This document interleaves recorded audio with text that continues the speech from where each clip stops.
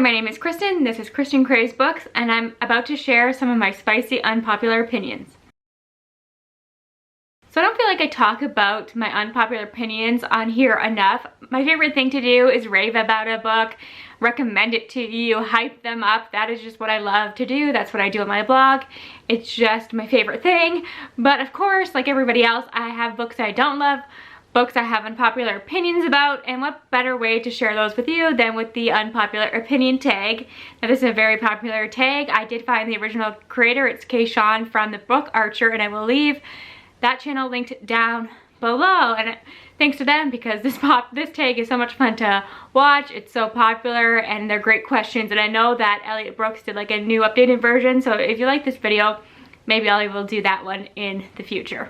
The first question is a popular book or series that you didn't like, and of course I have tons of answers for this. I think we all would, but the two that I settled on are The Night Circus by Erin Morgenstern. I actually think I expected this to be even more whimsical than it ended up being, because that is how it is pitched, and everybody talks about how lyrical and beautiful the writing it is and how whimsical the world is, and I thought some of that was there, but I actually wanted more, especially when you think about how little plot there is and how weak the plot really was. And I am a character driven reader typically, and these characters are so forgettable. The romance and all the setup was really intriguing. It could have been really well done, but I just fell flat for me. I wasn't invested in the characters at all or the outcome.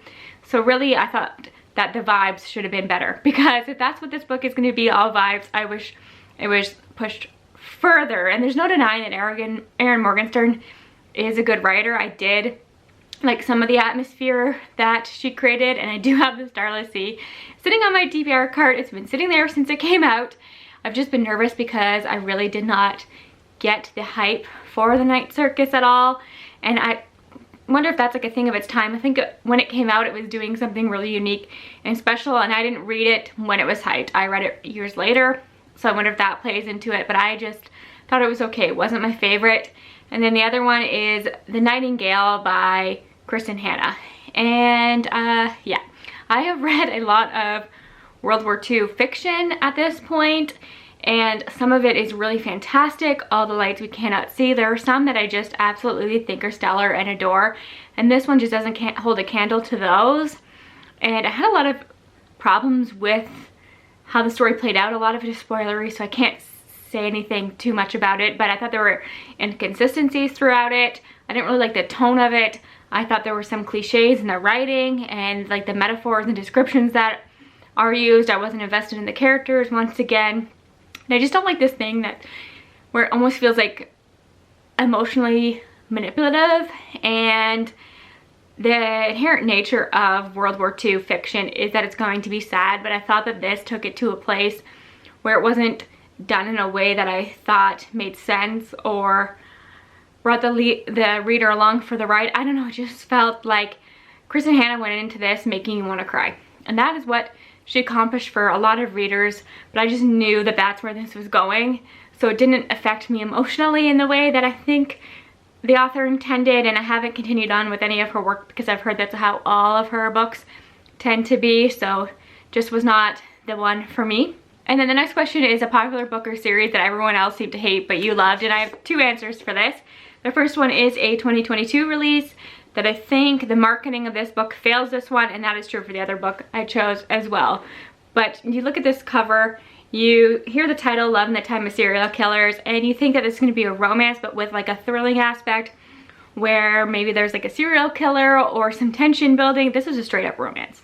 Don't go into this expecting spooky vibes at all. There are no spooky vibes. Our main character is writing her dissertation in true crime, so she's paranoid, more paranoid than maybe the majority of us would be, but she quickly realizes that the love interest is a cinnamon roll and indeed not a serial killer. And it's really about her coming out of her shell and tearing down the walls that she's built around her, and her relationship with her brother and all this stuff. I could see a lot of people thought that Phoebe, our main character, was annoying, but I related to her, so that could be part of it. But I think the expectations for what this book was is what failed this one, and why people aren't loving it as much as I did. And then the next one is The Ballerinas, and this is a debut, and I definitely think that there were some moments where it felt like a debut, but this is pitched as like Black Swan, and this is not Black Swan, just because there's a bit of a thrilling aspect which you can predict right from the beginning, and it's set around ballet. You automatically attach the label Black Swan to it, and people expect it to be something that this is so not. Again, much like Love in the Time of Serial Killers, I think this is about our main character discovering things about herself, coming to terms with her past, and the abuse that happens in ballet. I think that really is what goes into this, and female friendships. But if you get hung up on the mystery, you're going to be disappointed, because you know from page 10 where this is going and what happened in the past and how that all played out. I think it's more for fans of Center Stage. If you liked Center Stage, I think you're going to like The Ballerinas, and I just liked the commentary on how women are treated in ballet. I thought that that was the focus, that it was well done. And this author has a new book coming out this year that I also want to read. But yeah, this is getting very mixed reviews on Goodreads, and I understand where that comes from, because you go into it expecting this to be a thriller, and this is not a thriller. Now this might be the one where I get heated. It's a love triangle where the main character ended up with a person you did not want them to end up with. I don't have any for that. I would say obviously The Hunger Games, that's like a typical answer, but I actually don't think that Katniss should have ended up with anybody in that book. Or an OTP that you don't like. So an OTP is a one true pairing, so just like a romantic couple that you weren't a fan of, and I have 3 for this. So the first one is one that I read most recently, and forgive me, I won't know these characters' names. They just came right out of my head because I wasn't invested in these characters or the romance at all. But this is Love in Other Words by Kristin Lauren. Yeah, this couple should not have been together. At first I thought it was interesting that it's like second chance romance. They were together when they were teenagers, something happened, they haven't talked in many years, and now they're coming together again. I always have an issue when one of the characters in this kind of situation is in a relationship, and so the author has to do something to make it not feel like the character is cheating or emotionally cheating in any way, and that it's okay. So that kind of happens in this kind of excuse to why that happens, and I won't get into spoilers in there, but that's not my main problem with this relationship. It is near the end we learn about why this couple broke up, and it's so hard not to say this in the spoilers. I'm going to do my best here, but the reason that they broke up is horrible, and what happened to one of the characters is horrible, but neither of them see it this way, as being treated in this way. I can't even talk to you about this. If you read the book, you probably know what I'm talking about, and I just thought that the blame that was being put on this one character was wrong, and that these characters should not be together because they obviously have some issues that they need to work through, and they're not looking at things clearly, and I just had so many issues with it. And again, this is a bit of an older book. I think if it was written now, that the reveal at the end could have been handled in a really interesting way and would have been handled in a more thoughtful way, but for what the book was, I didn't like it. I didn't think that these characters should have belonged together in the end, just because you had a connection when you were teenagers. You're 30 now, people change so much in that time, and I don't buy into this whole soulmates thing or we're fated. I just can't get behind that no matter what, we're supposed to be together. I just think people move on, people grow up. This happens early on, so I will say this, but he breaks up with his girlfriend within 5 minutes of seeing his ex again. So like, it's a bit much for me. I just couldn't get behind it, or them as a couple. And then my most hated book, and I don't talk about this book because I read this before I had my YouTube channel, and I don't think I've ever spoken about it on this channel, but it's The Light We Lost by Jill Santopolo. This was a Reese Witherspoon pick, and I hated every second of it. I thought it was horrible. But I finished it because it was so fast-paced and I had to know what happened. But I couldn't stand this couple. They are some of the most selfish, pretentious characters I have ever read about. I was actively rooting against them. I wanted terrible things for them. I couldn't stand them. Again, this is that soulmates, the fates. We belong together no matter who we step on, no matter what we do. If we have an affair, even if we have children, we belong together. Nothing else matters. That is the entire scope and tropes that are used in this book, and it was awful. And they just think that they are so great because he's like a photographer or something, and they are so pretentious and horrible, and I just hated the whole thing. I hated how they met, hated the ending. I saw the ending coming from a mile away, didn't shed a tear. So I just hated the whole thing. I thought it was horrible. But I know a lot of people love that, so that is just me. I think they're a terrible couple, but maybe they did deserve each other. Who knows, but I was rooting against them. And then this next one I'm not as passionate about. I just have little nitpicky things I didn't like, but it's the couple in The Simple Wild, and I haven't continued with this series because I just don't think that they're good together. It's hate to love, but it crosses the line where I actually think that the hate is just mean, and the comments they make towards each other are just kind of awful and cruel. Especially him. Is it Jonah? He's so obsessed with the fact that she wears makeup, and something about that just really got under my skin. Like, there's a point where he's like hiding her makeup from her because she's such a natural beauty. She's not wearing makeup for you. She's wearing makeup for herself, and the whole conversation about makeup really turned me off, and I just thought they were not good together. There were a lot of aspects of that book I did like. I liked her relationship with her father. I liked the Alaskan setting. There was a lot that I did enjoy, but the actual romance, and this is a romance, I just could not get behind. Then we have a popular book genre that you hardly reach for. This one's hard for me because I do think of myself as a pretty eclectic reader. I am always open to trying genres and different things. I will never count anything out and say I won't read that. So like, I'm dipping my toe in epic fantasy. If you've seen some of my past videos, I just read Malice by John Gwynne, and I'm open to trying grimdark. I haven't, but I'm open to it. But all these like subgenres within fantasy, I'm still getting used to all the terms. So I don't know, there's specific genres inside fantasy that I know that I don't pick up because I'm more of a light fantasy reader, magical realism, anything witchy. That's kind of my sweet spot with fantasy, but I am dipping my toes into different things. So I'm broadening my horizons in that way. And then another one is, I love horror, but I know that extreme horror is becoming really popular, and I adore watching people read extreme horror. It's one of my favorite things to watch on YouTube. I don't know why, especially throughout October I was just really loving watching people read and describe extreme horror to me, but I like to let them read it, tell me what it's about. I'll get the shock value from that, but I just don't think I could stomach it myself. So I don't think I'll ever do extreme horror, but I do find it an interesting genre to hear about and to watch reading vlogs of, especially. I've just been really into that this year, but it's just not the genre for me, and I know that about myself. A popular or beloved character that you do not like. And of course, any of the ones I talked about before, any of the ones in Love and Other Words, all those people, everybody, the Nightingale, didn't like anybody in that. So those books for sure. But one that comes to mind is Darrow from Red Rising, despite liking Red Rising, because I loved Mustang so much. But Darrow as a protagonist is insufferable. I find him holier than thou, pretty arrogant for what he is.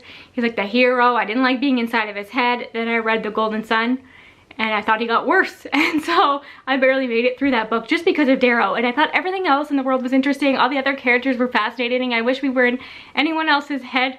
I just found him to be insufferable. I couldn't stand another second. I DNF'd the series at this point. I don't think I've said that on this channel, but I just can't do it. I can't spend another minute with Darrow. So unfortunately that is a no for me. Just can't stand him. But Mustang, she's awesome. A popular author that you can't get into. And for one, Maggie Stiefvater, and I really want to because people love her books, but I've read the first 2 books in the Raven cycle. I've read the first book a couple times trying to get into it. There's just something about Maggie Stiefvater's writing that I don't click with. I read the Scorpio Races a couple times because I really wanted to get into it, and I love the whole concept of that book, but again, the writing just didn't click for me. And it's all one of those things where I've tried to analyze it, and I can't really describe to you what it is about Maggie Stiefvater's writing that doesn't work for me. And another author that is similar to that is V. Schwab, and it pains me because I love the premise of all of V. Schwab's books, but I've never loved anything by her. And I have Gallant, and that'll be my last try. Maybe I'll vlog that eventually. But I know Gallant gets mixed reviews as well, so I don't know if that's a good place to go. I've read A Darker Shade of Magic, the first 2 books on Hub. Those. I read The Savage Song. Didn't love that. I've read that middle grade one. Didn't love that as well. So we'll see. I'm hopeful because I just love the premises of all of her books. But the execution doesn't work for me. And objectively, I can see why it works for so many people, but something about her writing just doesn't click. So I will try one last time with V. Schwab. A popular book trope that you're tired of seeing. And for this one, I am open to most tropes. I think that if done well, most tropes work. And authors can bring something unique to them. So I don't write off a book just because I hear it has a trope I don't like. Of course, I don't like not like other girls trope, but I do think that characters can grow from that, and sometimes that's done intentionally. But one that I've come across recently that I realized really I do not like in romance or fantasy where there is a romance or anything like that is when the character says, I'm bad for you, we can't be together. They push them away because I'm just so bad for you. It doesn't work for me. I can't give you examples because it spoils the books, but I read 2 books in the last couple of months where that was like the trope where the main character or the love interest pushed the other character away because I'm a terrible influence. This will just not go right. Let that other character decide. Work on it yourself. Figure out what's going on there. I just find that so frustrating when that's like the 3rd act conflict, and you can see that coming from a mile away, and it's the undertone of the entire book. I just find that so frustrating. So that is a trope that's just been getting under my skin lately, and that I noticed, like a new discovery for me, that is something that I do not like. A popular series that you have no interest in reading, and if you know me at all, you know that I have a laundry list for this because I'm such a terrible series reader. I'm in the middle of 1,000 series, but like the ones that come to mind are the big epic fantasy series that have different series within the same world, like Brandon Sanderson. I get major FOMO. I have watched so many reading vlogs and lives even of people reading Brandon Sanderson because I just find it so fascinating. But I just know I'm so far behind. I know myself. Know thyself. You will never read that entire thing. It'll never happen. So get over the FOMO. It's not gonna happen. I'll never read Brandon Sanderson or Robin Hobb. I just know myself. It's not gonna happen. So just let it go. I enjoy the content of people reading those series, but it's just not for me. Anything by Sarah J. Maas. I read Crescent City, the first book, for a book club that I used to be a part of on Instagram that I love so much. I just read whatever they read, and I didn't love it. So that was probably the wrong place to start with Sarah J. Maas, because I know that's like so many series in, but I just know myself, I'm never gonna go back and read those. Jay Kristoff, not gonna read any of his stuff. There are a ton. I know there were a lot, but those are just the ones that come to mind, like Eye of the World, all those, Dune. Just not gonna happen. Just not me. That's just not me. As much as I enjoy watching other people get excited about those books, not for me. The saying goes, the book is always better than the movie, but what movie or TV show adaptation do you prefer more than the book? And there are few. A lot of times I will watch the movie first and then go back to read the book and not enjoy the book as much, so I don't do that as much. If I haven't read a book before I see the movie adaptation, I just will never go back and read the book. That is just something that I found is better for me. But Crazy Rich Asians, I actually loved the book, but the movie is so fantastically done. It's hard for the book to be better than that. Like, that is just one of my favorite movies. It's so beautifully done. Loved everything about it. And the book is great too, but it's just not at that level. Devil Wears Prada is one of my favorite movies. It's like a go-to comfort movie for me. So I thought, okay, the book must be good. The book's terrible. I couldn't even get through the book, so I don't recommend doing that. Sex and the City, the TV show. Back in the day, I used to love the TV show. I don't think I rewatch it now, but I used to love the TV show when it was on TV. Tried to read the book, horrible. What other examples do I have? Let me look. Oh, True Blood. I loved True Blood.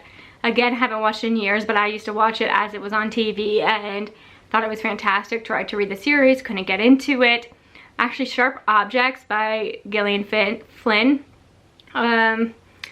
Didn't love the book, to be honest with you. I know that's a really loved book, and then I was nervous to watch the adaptation because I didn't like the book so much, and I saw the twist coming, and it just was not for me. But I am so picky about thrillers, you know this. So I was nervous to watch the show, but I love Amy Adams, so I gave it a go, and I thought it was so well done. So yeah, there are definitely a lot of cases where I prefer the adaptation over the book, but usually it's the other way around. That's just the nature of being a book lover. So hopefully I didn't ramble too much. 20 minutes, that's quite long, but I hope that you enjoyed this, and let me know if you disagree with me down below, because I think that's fun. That is the whole point of this tag, and if you've done this tag or you have unpopular opinions, I want to hear about them. Thanks again for the support. I'll talk to you again soon. Bye for now.